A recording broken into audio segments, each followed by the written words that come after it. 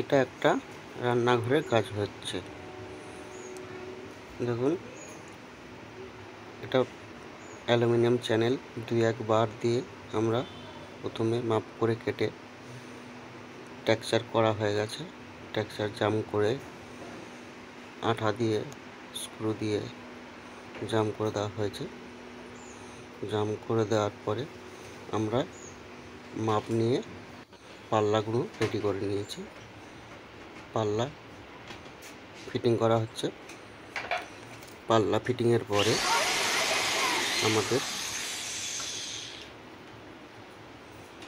প্রত্যেকটা কবজাতে আমাদের screw plus পপগান দিয়ে রিপিট করে দেওয়া হচ্ছে।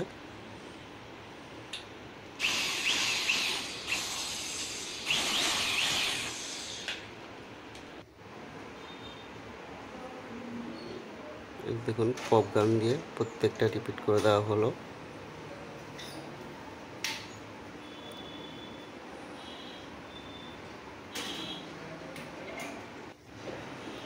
এরপরে আমরা বোর্ডগুলো মাপ করে নিয়ে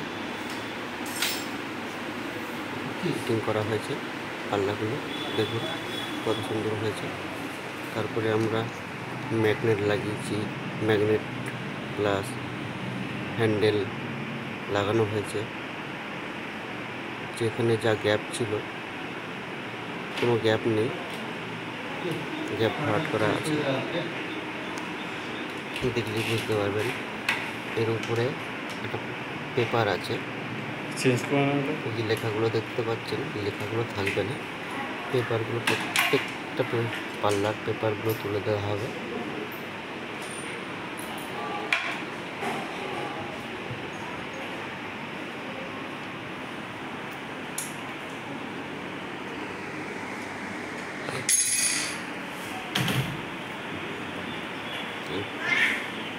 প্রত্যেকটা রিপিট করা হয়ে রিপিট করছি। দেখুন,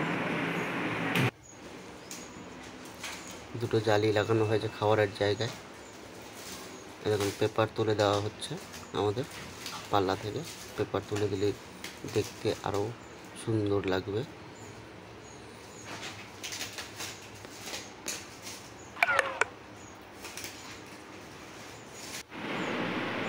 কমপ্লিট অবস্থায় দেখুন দারুণ লাগছে। ভালো লাগে কমেন্ট করে জানাবেন।